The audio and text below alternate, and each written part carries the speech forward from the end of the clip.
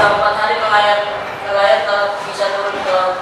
Pada malam hari hujan turun lebat, gemuruh gelombang, tiupan angin kencang di kegelapan malam seolah-olah memberi tanda bahwa alam sedang murka. Laut sedang marah, bahkan bintang-bintang pun seolah tak berani menampakkan diri.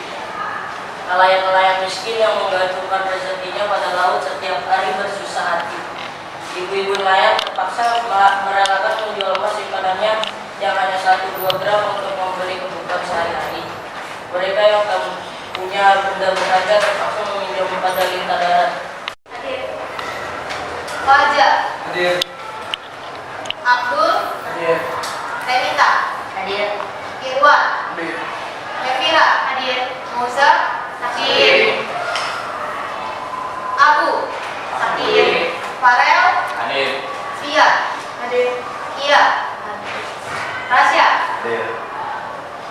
Tiaranya. Materi apa yang sudah kita pelajari minggu lalu? Karena hari ini kita akan membahas materi baru. Saya akan review materi ini. Materi apa yang sebelumnya yang sudah kita pelajari? Oke, Fira. Fungsi dan kedudukan Pancasila. Fungsi dan kedudukan Pancasila, benar nggak?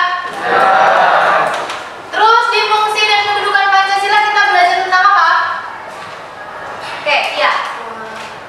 Di Pancasila kita sudah belajar mempelajari tentang Pancasila sebagai dasar negara, Pancasila sebagai pandangan hidup bangsa, Pancasila sebagai ideologi negara. Iya, Pancasila sebagai ideologi negara. Dan tambahannya, Ibu tambahkan lagi ya, bahwa Pancasila adalah sumber dari segala sumber hukum.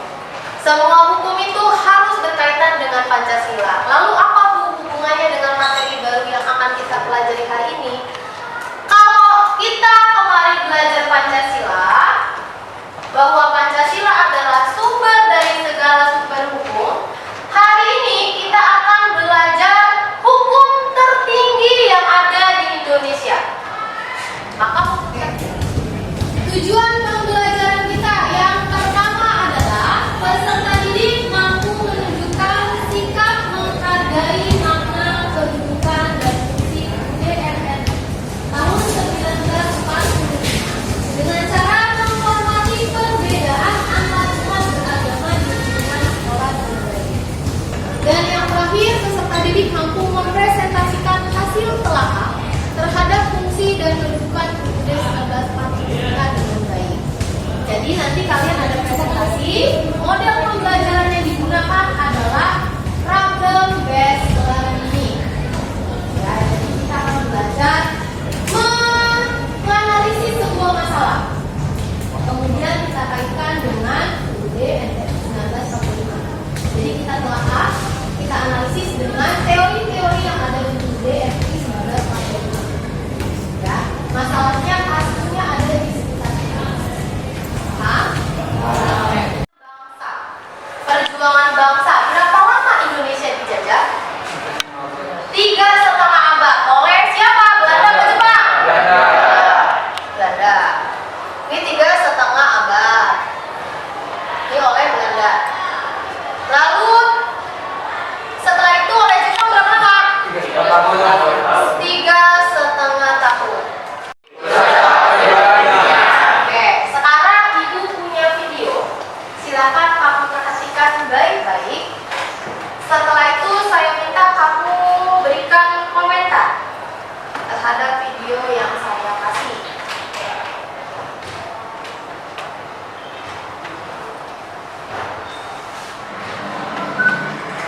Upacara pemecatan 3 anggota Polri yang bertugas di Gorontalo itu dipimpin langsung Kapolda Gorontalo Irjen Komisar 3. 3 anggota Polri yang dipecat masing-masing Reza Tanahu dan Bribda Alan Mulyo yang melakukan tindak pidana penganiayaan berat dan Brigadir Ronawaski. Oke, Justin. Saya ingin memberikan komentar bahwa negara kita adalah negara hukum. Semua yang melakukan pelanggaran akan dikenakan sanksi berupa undang-undang yang berlaku. Iya, jadi negara. Terima kasih, kasih tepuk tangan dulu untuk Justin. Negara kita negara hukum, maka tidak terkecuali mau presidennya, mau rakyatnya, mau menterinya, mau DPR-nya, itu sama di mata hukum.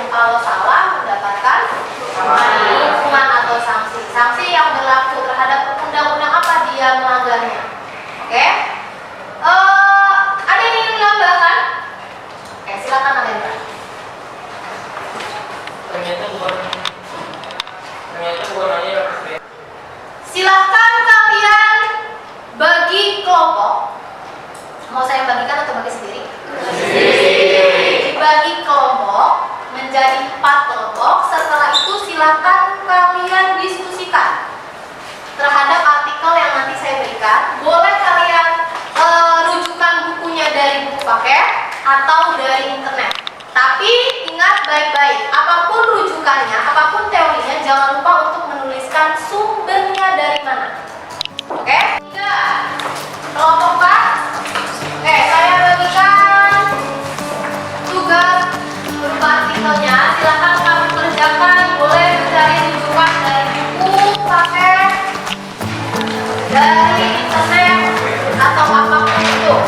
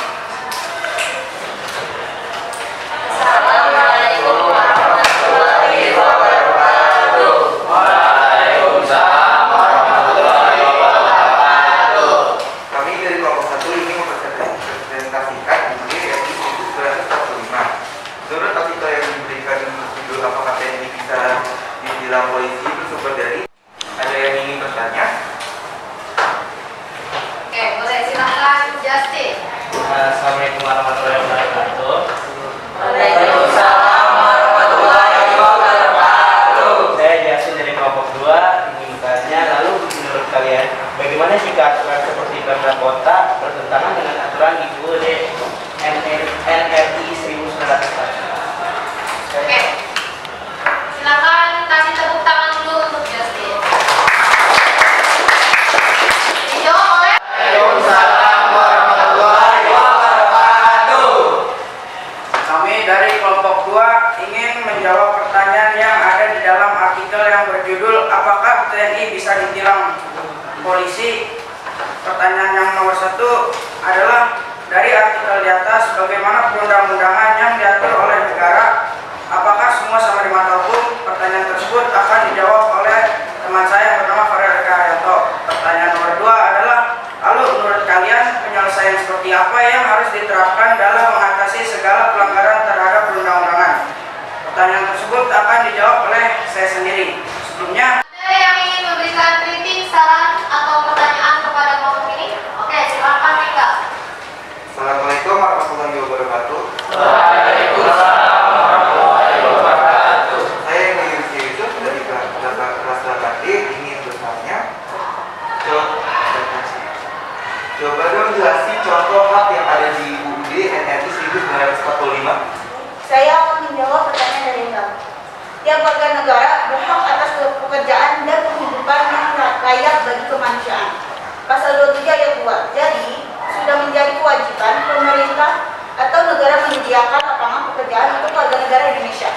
Jadi di dalam UUD RI 1945 itu juga mengatur tentang hak dan kewajiban asasi manusia. Salah satunya betul yang disebutkan oleh Via, ada di pasal 27 ayat 2 bahwa pemerintah mempunyai kewajiban menyediakan lapangan pekerjaan untuk warga negara Indonesia. Jadi hak orang Indonesia itu adalah mendapatkan pekerjaan, maka kewajiban itu harus dipenuhi oleh pemerintah, yaitu dengan menyediakan lapangan pekerjaan. Ada yang mau menambahkan? Ada yang menambahkan? Kira-kira siapa yang berani menyimpulkan pembelajaran apa yang sudah didapat hari ini? Oke, silakan Anda. Assalamualaikum warahmatullahi wabarakatuh. Waalaikumsalam warahmatullahi wabarakatuh. Saya Abdul Ghazali dari kelas Karya akan memberikan kesimpulan. Hari ini pembelajaran kita tentang fungsi dan kedudukan Undang-Undang NRI 1945, di mana UUD NRI 1945 adalah hukum tertinggi yang ada di Indonesia. UUD NRI 1945 pada pembukaan dan batang tubuh pembukaan terdiri dari 4 alinea dan batang tubuh terdiri dari pasal-pasal. Sekian dari saya. Wassalamualaikum warahmatullahi wabarakatuh. Waalaikumsalam warahmatullahi wabarakatuh. Ya, kasih tepuk tangan Anda. Kemudian saya mau bertanya, bagaimana model pembelajaran trouble based learning? Ada yang mau berani mengutarakan pendapatnya? Ya, silakan Meka maju ke depan.